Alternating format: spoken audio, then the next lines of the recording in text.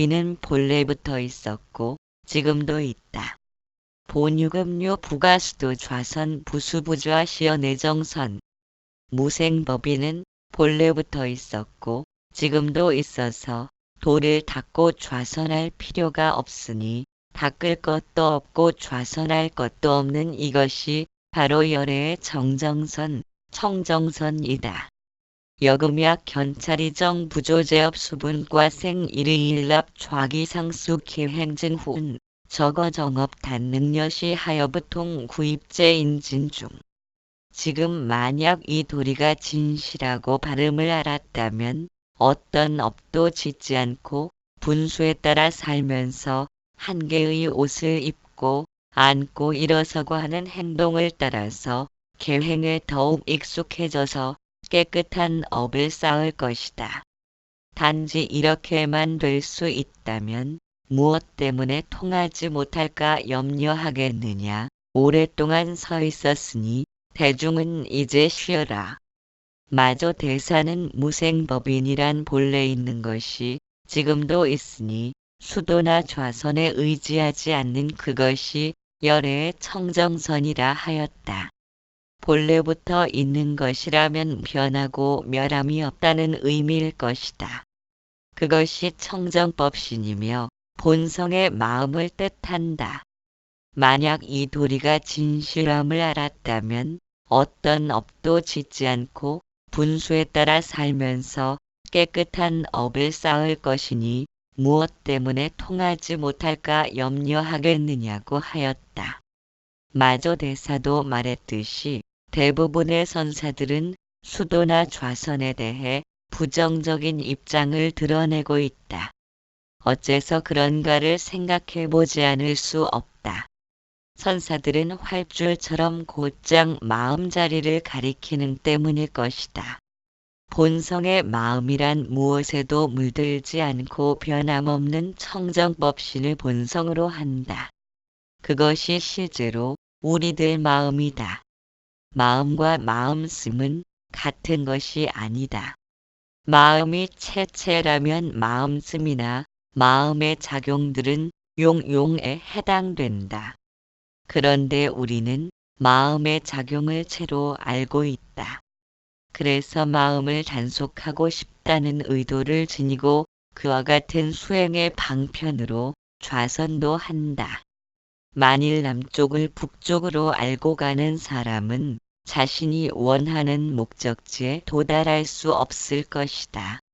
그래서 붓다도 말씀하게 수행자들이 열심히 정진한다고는 하지만 사실은 병을 법이라고 알고 있다고 하였다. 무엇 때문인가? 마음의 체와 용을 구분하지 못한 까닭이다.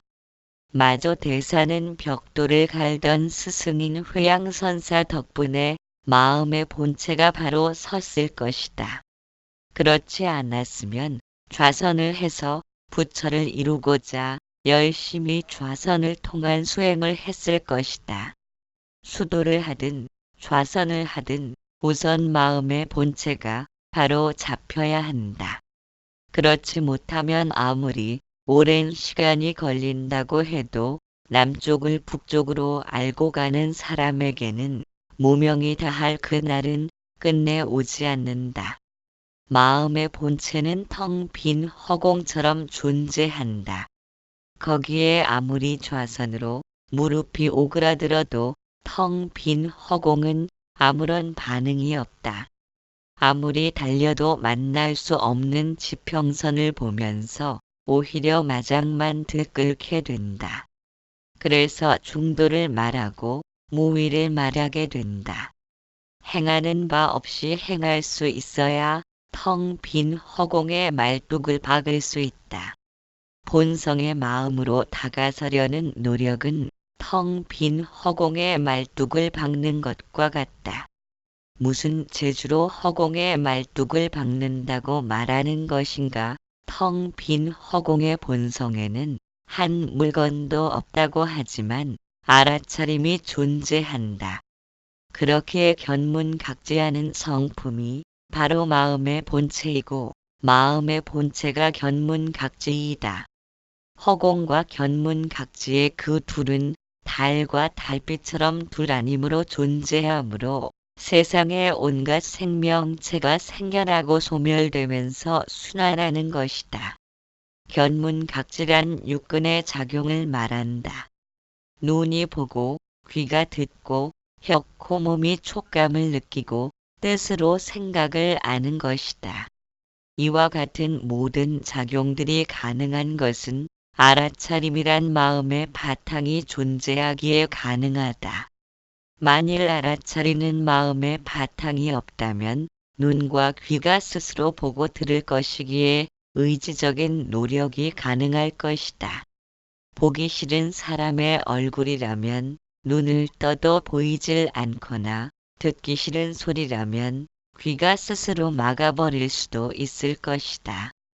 그런데 알아차림이란 좋고 싫은 것에 차별을 두지 않기에 바다처럼 모든 것을 포용하고 있다.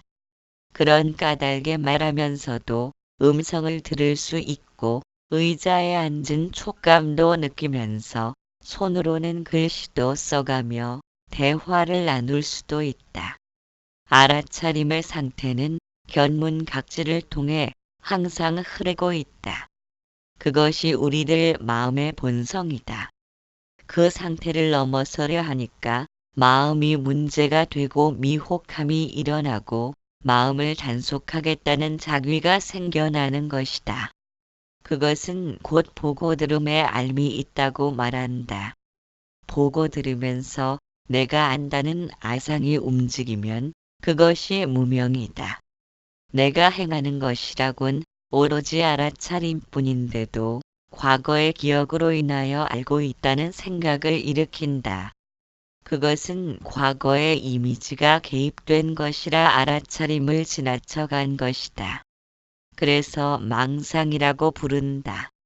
본성의 마음은 아무것도 간섭하지 않고 있다. 그저 묵묵히 지켜보는 외에는 아무것도 하지 않는다. 그것이 본래 우리가 지니고 살아야 할 본분인데도 마음의 작용이 분에 넘치게 휘젓고 다니느라 공연한 번거로움에 빠진 것이다. 부다는 깨달음에 몸 다른 제자들을 보면서 마음 아픈 연민의 정을 느낀다고 하였다. 그들은 허공을 움켜쥐려는 노력을 쉬지 않고 행하는 까닭이다. 허공을 움켜쥔다고 잡힐 허공도 아니지만 모든 노력이 허사로 돌아가고 좌절을 겪어야 비로소 잘못된 길이었음을 깨닫게 된다. 그것이 깨달음이다. 그래서 깨달음은 좌절의 눈물과 시리로 얼룩진 가슴 아픔의 길이다. 아무리 옆에서 바른 길을 일러준다 해도 마음에서 부딪힘이 일어나지 않으면 소용이 없다. 그래서 알미 아니라 부딪히고 깨어지면서 터득하는 것이기에 깨달음이라고 한다. 잘못 들어선 길이란 것을 본인이 느껴야 한다. 좌절도 하고 절망도 하면서 마음이 무너져 내려야 비로소 알아차림이 본래 내 마음인 줄 깨닫게 된다. 그 마음으로는 아무것도 할 것이 없다. 그저 묵묵히 지켜보는 마음이 내 마음이라면 어디로 달려갈 필요도 없고 오직 의도를 일으키려는 마음을 쉴 뿐이다. 생멸심을 내 마음의 주인으로 알던 시기에는 이것도 해보고 저것도 해보았지만 본래 주인이 자리를 잡으면 생멸심이란 많이 보고 많이 들었던 기억들로 인하여 살아 움직인 것처럼 느꼈음을 알게 된다. 그것이 눈과 귀를 단속해야 한다는 의미이다. 생멸심으로 돌을 닦는다는 것은 꿈속에서 물에 빠진 자신을 건져 올리려는 노력과 같다. 그러나 아무리 애를 쓴들 그 노력을 통해 물 밖으로 나올 수는 없다. 물에 빠진 적이 없는 까닭이다.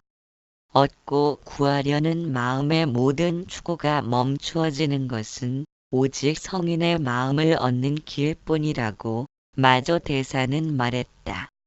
그렇기에 수행이란 앞으로 달려가고픈 마음을 쉬고 거두어들이는 것이 전부일 것이다.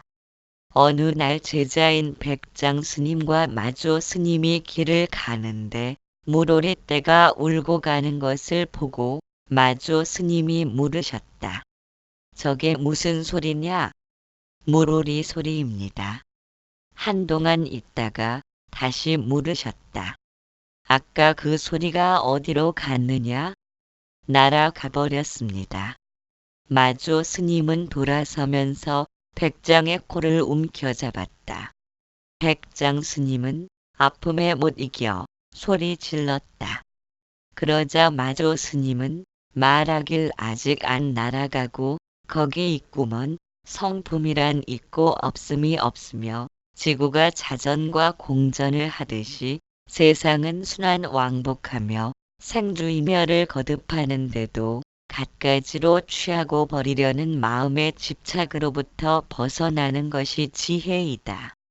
그래서 지혜는 세상의 모든 것들을 통틀어 꿈속의 풍경처럼 볼 수 있는 안목을 말한다. 그래야만 마음의 집착이 떨어지고 떨어진 그 자리에 알미 없는 알아차림이 주인공으로 존재하고 있음을 발견하게 된다. 깨달음을 향해 가던 모든 수행이 부질없음을 알고 올바른 마음씀과 행동거지를 바르게 하도록 온매무새를 여밀 수 있다. 상대가 두려운 마음을 일으키지 않도록 언어를 순화시키는 것이 무외시라고 하듯 제물로 보시함과는 비교될 수 없도록 큰 보시라고 하였다. 상대를 위해 베풀 수 있는 아량을 지녔다는 것은 그만큼 마음이 넉넉한 것이다. 그렇게 베푼다는 것은 자신의 제한된 시야를 넓히는 행위이다. 우물 안의 개구리가 하늘을 보면 하늘도 우물만 해 보인다. 자신의 우물을 벗어나는 것이 남의 입장에서 생각하는 것이며 작은 성의를 베푸는 것은 그것을 실천하는 방법이다. 말 못하는 축생도 음식을 주는 사람은 알아본다. 하물며 사람이야 자신을 위하고 이득을 챙겨주는 사람 곁에 있고 싶은 건 당연한 이치이다. 우리의 의식이 남을 위해 살 것인가, 나를 위해 살 것인가에 따라 삶의 차원이 변하는 것이다.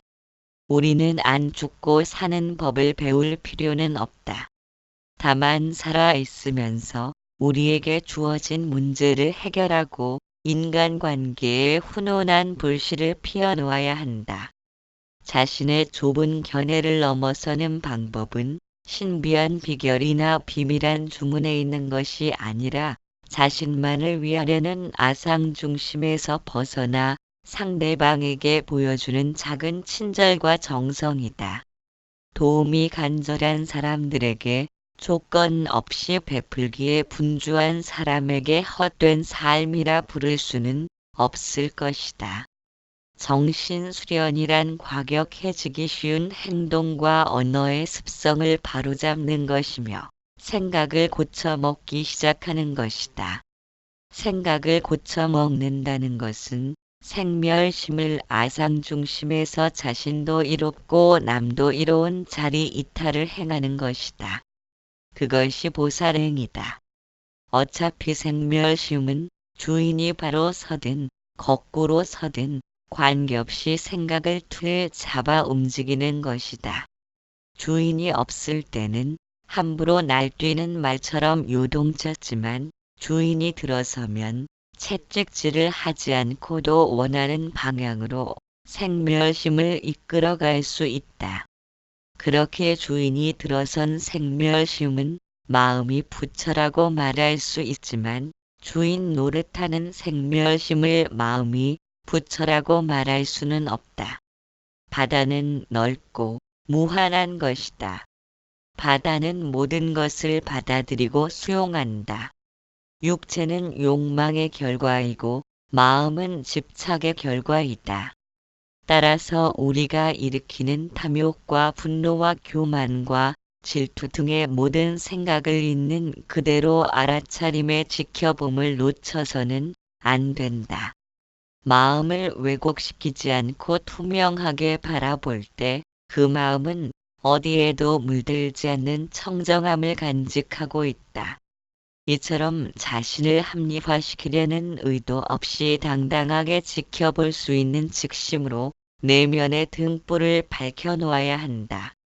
이것이 열의 정정선이다. 열의 정정선은 곧 생명이다. 붓다는 말씀하시길 자귀의 사유를 쫓아 마음이 일어난 것은 모두가 육진이며 그로 인해 허망한 생각으로 인한 기운이니 사실은 마음의 본체가 아니니라. 이미 허공꽃과 같으니 이러한 사유를 사용해서 깨달음의 경계를 분별한다면 오히려 허공꽃으로 열매 맺기를 바라는 것과 같으므로 망상만 더할 뿐이니 옳지 못한 것이라고 하였다. 우리가 부지런히 마음을 닦아서 깨달음을 구한다고 하지만 항상심으로 수행의 근본을 삼지 않고 생멸심으로 수행의 근본을 삼는다면 그것은 모래를 삶아 밥을 구하려는 것과 같다고 하였다. 본성의 마음이 지켜봄이고 알아차림이라고 하지만 그것을 자나깨나 붙들고 있지는 못할 것이다. 왜냐하면 쉴 새 없이 생멸심이 들락달락하므로 좌선을 하는데 어린아이가 시끄럽게 울어대는 것과 같은 까닭이다. 그렇기에 문수보살이 능엄경에서 개송으로 다음과 같이 말씀하였다. 아나나 대중들아, 잘못 듣는 귀 듣는 성품 돌이켜 자성 들으라. 이 다음 학인들도 성불하려면 이 법으로 따라서 가야 할지니 나 역시 이 문으로 들어갔느니 관세음 보살만이 아니러니라. 말법 중에 헤매는 여러 중생들 교화하기 적당한 법문이오니 누구나 이 근으로 닦게 하소서. 24 방편보다 동뜨게 빠른 원통 중에 원통한 방편이오니 진실한 나의 마음 살피옵소서. 소리 듣는 귀를 거슬러 올라가면 언제나 항상 그 자리에 무언가 존재함을 느낄 수 있다. 그것을 붙들고 늘어져야 한다. 그것이 익은 원통인 까닭이다. 마치 사자가 자기 몸보다 몇 배나 큰 물소를 사냥할 때 목덜미를 죽기 살기로 물고 늘어지는 것처럼 놓치면 죽는다는 각오로 물고 늘어져야 한다. 그것이 허공에 말뚝을 박는다고 하는 것이다. 이처럼 행주주아와 할 것 없이 자나깨나 허공에 말뚝을 박아야만 생멸심은 익은 원통의 목덜미를 물고 있느라 꼼짝 못하게 되고 마음 길이 끊어짐을 뼈에 사무치게 되는 것이다. 어째서 마음 길이 끊어져야 한다고 말하는가? 생멸심이 일어나는 것은 과거를 쫓아 나타나는 것이다. 그러나 육신은 허망한 속성을 지니고 있다. 마치 집이라고 하는 것이 기둥과 지붕, 그리고 벽돌로 이루어져 실체가 없는 것처럼 육신도 지수화풍을 인연하여 이룬 것이다. 육신의 허망한 속성이 그와 같다 보니 육신으로 인하여 생겨난 것은 허망함을 벗어날 수가 없다. 생멸심은 육신을 통해 일어난 것이기에 허망함이며 보고 들은 기억에 집착하는 탓으로 마구니에 홀림을 당한 것과 같다. 마음은 생각과는 달리 의도된 길을 지니고 있다. 작위함이 있고 의도를 지녔다는 의미이다. 이처럼 마음은 스스로의 길을 지닌 탓으로 한번 빠져들면 그 길을 벗어나기가 좀처럼 쉽지 않다. 그렇기에 보고 듣고 맛보고 냄새 맡고 촉감을 느끼면서 헤아린 것들에 대하여 집착하는 것이 마구니의 갈고리에 걸린 것이다. 우리는 마구니의 갈고리에 대롱대롱 매달려 꼼짝달싹 못하는 신세이다. 그러나 모든 것이 갈고리에 걸려 있다 해도 한 가지는 마구니도 어쩌지 못하는 신비로운 여의주를 간직하고 있다. 그것은 허공처럼 물들지 않는 투명 정정한 본성의 마음이다. 그러한 본성의 마음은 육근의 허망함과는 달리 견문각지를 일으키는 바탕이므로 육근의 성품이라 할 수 있다. 그래서 육근은 비록 허망하지만 육근의 성품은 참되다고 말하는 것이다. 문수보살이 개송에서 말했듯이 익은 원통을 수행의 근본으로 삼거나 지켜보는 마음을 근본으로 삼아야 한다. 항상심은 지금 현재 하는 실존이며 의도를 일으킴이 없으므로 늘 한결같이 그대로이다. 항상심, 본성의 마음, 마음 바탕, 평상심, 청정법신, 무생법인이나 말은 비록 여러 가지로 나누어져도 모두가 생명과 다른 말 아니다. 마저 대사가 말씀한 바와 같이 때에 따라 옷 입고 밥 먹으며 성인들 씨앗을 키우며 뜻에 따라 시간을 보낼 뿐이니 그것이 평상심을 지켜가는 것이다. 돌을 닦고 좌선할 필요가 없으니 닦을 것도 없고 좌선할 것도 없는 이것이 열애의 정정선, 청정선이며 무생법인이라 하였다. 그것은 본래부터 있었고 지금도 있어서 어디로 가고 오지도 않으니 갈고 닦아서 이루어지는 것이 아니다. 그러므로 무생법인을 알지 못하고는 평상심이라 말할 수 없고 생멸의 마음으로 좌선한들 마구니의 장난에 놀아날 뿐이다. 마구니의 홀림을 벗어나려면 마구니의 정체를 먼저 알아야 한다. 마구니도 번뇌처럼 본래 있는 것 아니므로 불면 날아갈 티끌보다 못하다. 그러나 무엇이 마구니인 줄 정체를 알지 못하면 어둠이 무서운 것이 아니라 한 치 앞도 못 보는 탓으로 절벽이 두려운 것이다. 생멸심은 애당초 부처될 씨앗이 아니다. 그런데도 보고들은 집착을 놓지 못하여 과거를 기억하면서 미래를 꿈꾸기에 정신없다면 마구니가 참으로 기뻐할 일이다.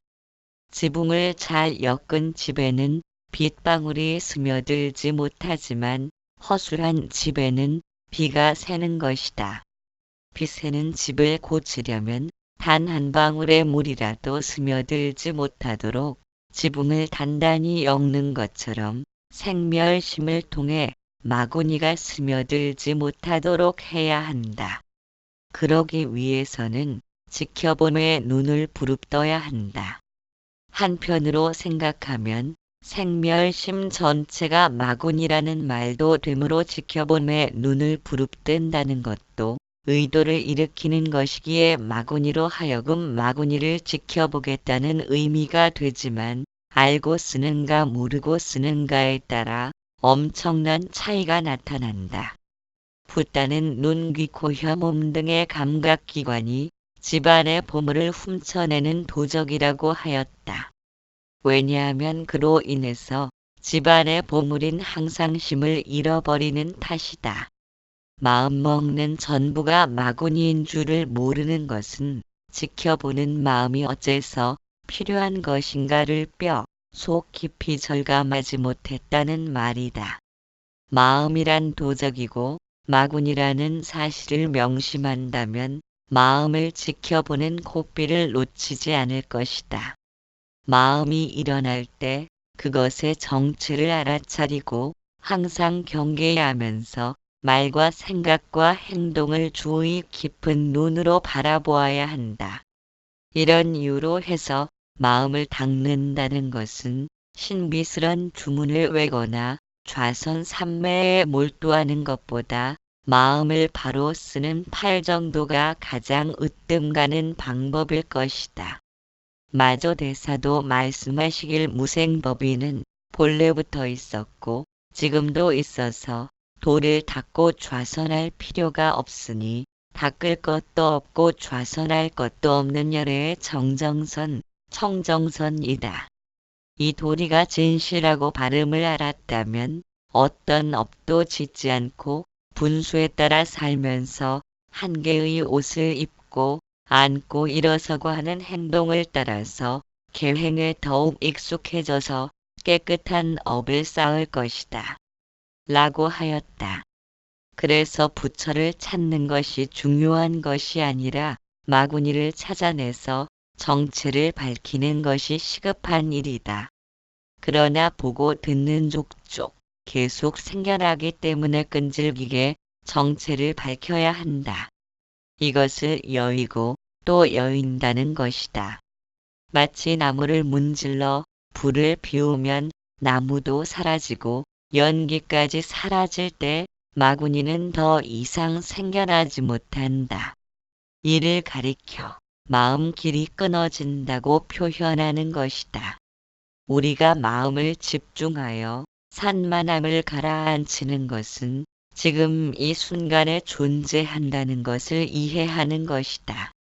이와 같이 생명은 과거나 미래의 물건이 아닌데도 마음이 과거와 미래로 향하기 때문에 살아가면서도 생명의 힘을 느끼지 못한다. 더구나 생명을 느끼지 못하므로 펄펄 살아있음에도 항상 심이나 본성의 마음 찾기를 갈구하고 있다. 이미 생명의 배를 타고 있음에도 다시 배를 찾고자 한다. 배를 찾고자 하는 것이 허물이 아니다. 이미 타고 배를 알지 못한 탓으로 이것과 저것으로 차별하면서 보고 듣기에 좋고 나쁨을 따라 욕망과 분노로 인한 고통의 삶을 멈추지 못한다는 데 문제가 있다. 무엇이 부처될 씨앗이고 아닌지를 알 수 있다면 부처될 씨앗을 바로 본 것이다. 무생법인의 나루터를 아는 사람이라면 무엇 때문에 통하지 못할까를 염려하겠는가. 무생법인의 나루터란 꿈에서 깨어난다는 의미를 지니고 있다. 꿈속에서 취했던 것들이 깨고 나면 사라지듯 평생에 걸쳐 이룩한 것들이라도 남겨두고 떠나기는 마찬가지이다. 그런데도 우리가 꿈에서 깨어나지 못하고 방황하는 것은 나와 내 것을 맴돌기 바쁜 아상중심의 사고가 존재하기 때문이다. 생각에 틀 잡힌 관념을 부셔야만 자아는 떨어져 나간다. 그러나 말 못하는 강아지도 자기 밥그릇을 뺏으면 으르렁거리는데 하물며 내 것을 빼앗으려 한다면 못 본 척 넘어갈 사람이 몇이나 되겠는가. 틀 잡힌 관념을 부순다는 것은 억울함을 인내함으로써 이루어지는 것은 아니다. 홀로 산길을 걸으며 어둠 속에 떨고 있던 아이가 번개치는 순간에 주변에 많은 사람들이 있음을 본다면 그는 더 이상 두려움을 느끼지 않는다. 상황이 변한 것은 아니지만 두려움에 떨던 마음이 변한 것이다.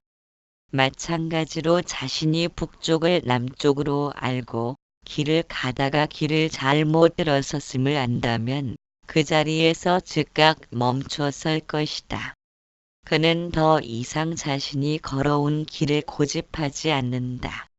우리를 정신적으로 승화시킬 수 있는 의식의 혁명이란 무언가를 쌓아올림으로써 나타나는 것은 아니다. 세상이 허망하고 삶이 불필요한 까닭에 삼라만상이란 실체가 없음을 말하는 것은 아니다. 물론 형상을 보이는 것은 지수화풍의 사대가 어울려 만들었기에 자체가 없으므로 어느 것 하나 허공으로 흔적 없이 돌아가지 않는 것은 없다. 우리들 육신도 역시 지수화풍의 사대로 이루어졌기에 끊임없이 생로병사의 과정을 통해 생멸 변화가 일어나고 있다. 만일 이것과 저것이 어울려 만들어진 것이 아니고 자체로서 존재한다면 변해감이 없을 것이다. 변해감이 없다는 것은 생겨남도 없고 소멸되지도 않는다는 의미이며 허공이 그와 같다. 허공은 이것과 저것이 모여 만들어진 것이 아니기에 생겨난 것도 아니고 소멸되지도 않는다. 이것이 절대관념이며 상대관념이란 이것과 저것이 모여 생겨났기에 소멸되는 것이다. 그렇다면 세상이란 본래는 아무것도 없던 허공에서 티끌이 생겨났고 티끌이 서로 뭉쳐 세상이 만들어진 것이다. 이것이 빅뱅의 이론이다. 세상에 존재하는 모든 삼라만상은 결국 허공에서 핀 허공꽃과 같다. 허공꽃이란 눈병 걸린 사람이 까닭 없이 허공에서 꽃을 보듯이 언젠가는 다시 허공으로 흔적 없이 돌아가야 한다. 그렇다고 허공이 허공꽃을 품고 있던 것은 아니므로 허공꽃은 생겨난 원인 없이 존재한다고 말할 수 있다. 눈에는 분명히 보이지만 실체가 있는 것은 아닌 까닭이다. 이와 같이 분명히 있지만 없는 것 또는 없지만 있는 것처럼 보이는 것을 허공꽃과 같다고 한다. 즉 있음과 없음이 동시에 존재하는 것이 허공꽃이며 온 세상의 모든 삼라만상도 역시 허공꽃처럼 존재하고 있음을 아는 것이 무생법인이며 절대관념이다. 인간은 슬픈 운명을 지니고 있다. 만난 것은 떠나보내고 정들었던 것과는 이별해야 하며 소중한 내 육신도 불불이 흩어져야 하기 때문이다. 그러나 절대관념으로 바라본 세상은 마치 꿈처럼 존재한다. 꿈이란 있는 것도 아니며 또한 없다고도 말할 수 없다. 이처럼 있음과 없음이 동시에 존재하는 것은 허공꽃이 지닌 특성일 것이다. 꿈에서 슬픈 일을 당했다고 해서 깨어나서도 슬퍼할 필요는 없다. 꿈속의 일이란 행위자가 존재하지 않기 때문이다.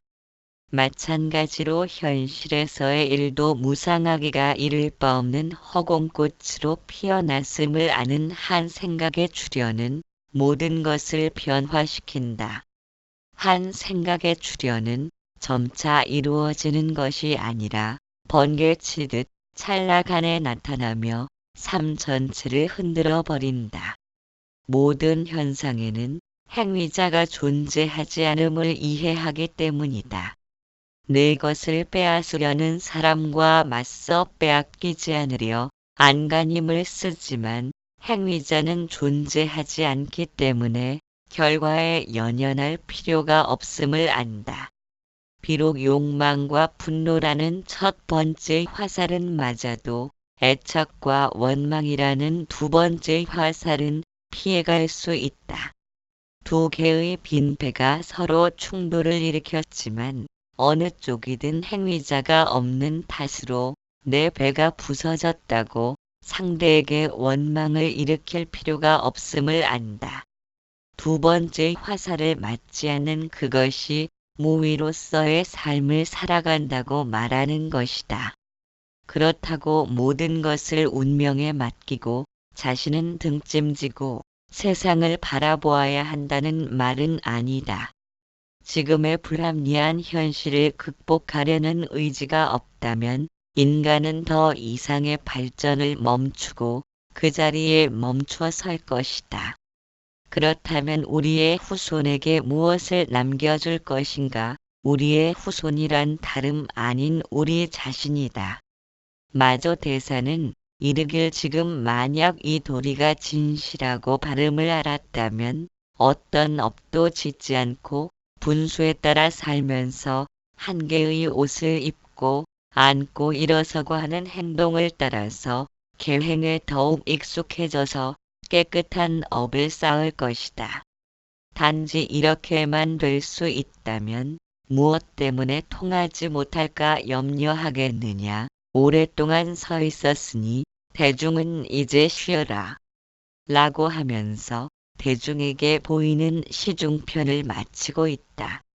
3. 감편. 감변편을 시작하면서 감변이란 선사들의 행적을 드러낸 것입니다.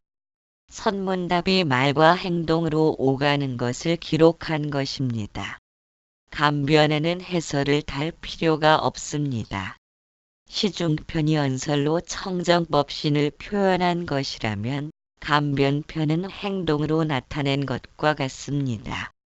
그렇기에 의미를 두려하지 말고 시중편에서 언설로 드러낸 것을 실제 행동으로 나타내고 있음을 보아야 합니다. 때로는 격외의 소식이기에 상하의 예절이 사라지는 경우도 허다합니다. 붓다 당시의 인도에서는 바라문교에서 벗어난 소수의 종교가 있었습니다. 불교도 그중 하나지만 마하비라라는 사람에 의하여 제창된 자이나교가 있었습니다. 자이나교는 사성제의 고진멸도, 불살생, 도적질, 음행, 거짓말 등의 계율적인 부분 등에 있어서는 불교의 교리와도 유사한 점이 많았습니다. 아함부 경전에서는 니건자라고 불리며 고행을 통해 수행하는 무리들입니다. 자이나교에 따르면 영혼은 순수한데도 물질에 속박되어 비참한 상태에 빠졌기에 고행을 통해 본래의 영혼을 되찾고자 합니다. 그런 까닭에 자이나 교도의 삶은 불살생, 불가늠, 무소유, 금욕과 고행으로 이루어졌습니다. 이들의 불살생 계율은 불교보다 더욱 철저해 농사마저 짓지 않았다고 합니다. 농사를 짓다 보면 땅속의 벌레들을 자신도 모르게 죽일 수 있기 때문입니다. 자이나교에서는 물질적인 욕심을 실체로 간주하며 이것이 생명체에 개입해 윤회에 얽매이게 한다고 여기고 있습니다. 따라서 업의 개입을 막기 위해서는 참회와 고행이 필요하고 이를 통해 해탈에 이를 수 있다고 여기는 것입니다. 지금도 인도에서는 자이나교를 신봉하는 소수의 사람들에 의해 명맥이 유지되고 있다고 합니다. 그러나 그들은 옷을 입지 않고 나체로 살아갑니다.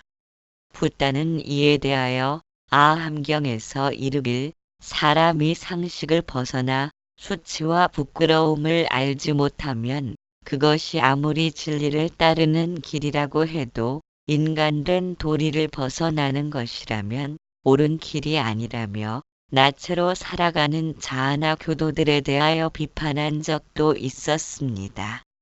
선문답에서는 때로 스승과 제자를 벗어나는 경우도 있지만 절대적인 세계란 이것과 저것을 구분짓지 않으며 지금 이 순간에 존재하는 실존입니다. 그 무엇도 나누어질 수 없고 헤아려 알 길도 없고 아는 바도 없습니다. 오직 전체로서 존재하는 까닭입니다. 생명을 어찌 언어 문자로 헤아려 알 수 있으며 생명을 찾고 구하나 어찌 찾을 수 있으며 구할 수 있겠습니까?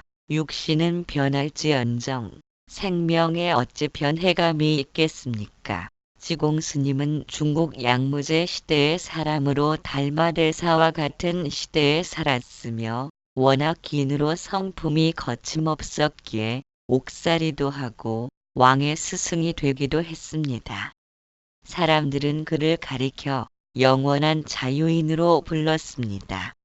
감변에 들어가기에 앞서 지공화상의 개송 중에서 간추려 살피면 다음과 같습니다.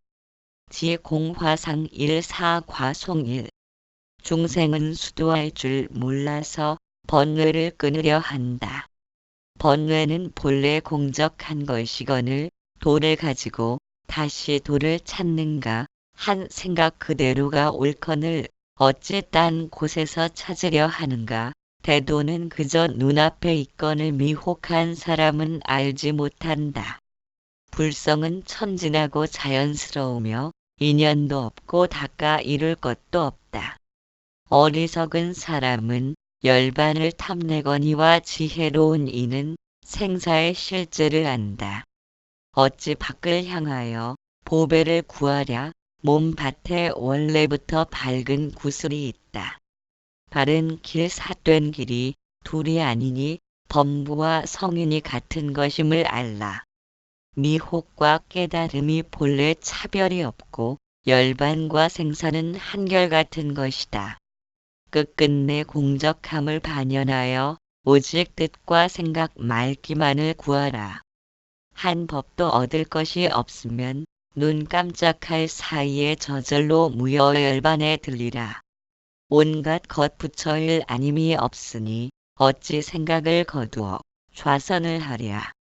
망상이 본래 공적한 것이니 반연을 끊으려 할 것이 없다. 무위의 큰 도를 알지 못하면 언제 깊고 현묘함을 증득하랴. 부처와 중생은 한 종류이니 중생 그대로 세존이다. 범부는 허망하게 분별을 내어 없는 가운데 있다고 집착하여 어지럽게 설친다. 탐욕과 성냄이 공한 줄 알면 어느 것인들 참 법문이 아니겠는가. 번뇌가 그대로 보리이니 마음이 없으면 경계도 없다. 생사와 열반이 다르지 않으니 탐욕, 분노, 어리석음이 아지랑이와 그림자 같다. 지혜로운 이는 부처를 구할 마음이 없거늘 어리석은 이는 사땜과 발음에 집착한다. 법성은 본래 둥글고 밝으니 병을 고친 뒤 무엇하러 다시 약에 집착하랴. 모든 법이 평등한 줄 알면 호련히 거뜬하고 쾌락하리라. 경계를 대하여 마음이 일어나지 않으면 발 닿는 곳마다 도량여라.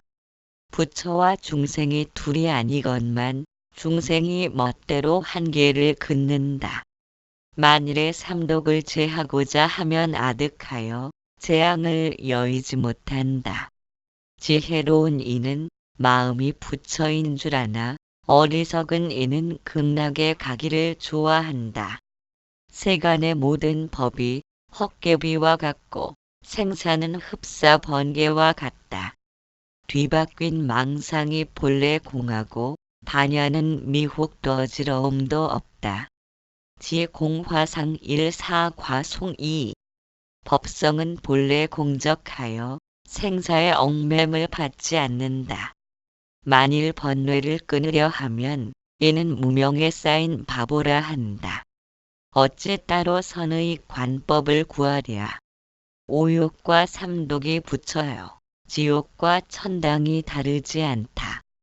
어리석은 사람은 허망하게 분별을 내어 미친 듯이 생사에 헤매거니와 현자는 물질에 걸림 없음을 알고 성문에게는 모두 황망하다고 본다. 참과 거짓이 원래 둘이 아니거늘 범부는 허망을 버리고 진실을 찾는다. 지옥과 천당은 한 모습이요 열반과 생사는 허시름뿐이다. 탐진치를 끊을 것도 없고 불법 또한 이룰 것 없다. 미혹할 땐 공을 물질로 여기고 깨달을 땐 물질을 공으로 안다. 미혹과 깨달음은 본래 차별이 없고 물질과 공은 도리어 같은 것이다. 어리석은 사람은 남쪽 북쪽을 따지나 지혜로운 사람은 동서가 없음을 본다. 아지랑이가 본래 물이 아니거늘 목마른 노루는 공연히 설친다. 자기의 몸이 허망하여 진실치 않거늘 허공을 가지고 다시 허공을 찾는다. 지공화상 12시송 작용하는 곳에서 잔꾀를 부리지 말라. 설사 신기로운 광명이 유와 물을 비추어도 한 생각 일으키면 그 즉시 악마의 홀림을 받는다. 무명은 본래 석가의 몸이다. 앉고 누움이 원래 도인 줄 모르고 그토록 분주하게 고통만을 받는구나. 소리와 빛을 따라 진소를 구하려 하면 오직 그는 더럽혀진 사람일 뿐이요. 마음을 써서 불도를 구하려 하면 허공에 물어보아야 티끌을 벗어나리라. 마음에다 참뜻이라는 것을 두지 말고 현묘함만을 지키면서 문자는 잊으라. 잘못 알면 여전히 옳지 못하다. 사대로 된 몸 안에 값진 보배가 있다. 아지랑이와 허공꽃을 버리지 않고 뜻을 일으켜 수행하니 더욱 괴롭다. 일찍이 미혹하지 않았거니 깨달음을 구하지 말고 아침볕이 몇 번 오듯 내버려 두라. 형상 있는 몸 안에 형상 없는 몸이 있고 무명의 길 위에 무생의 길이 있다.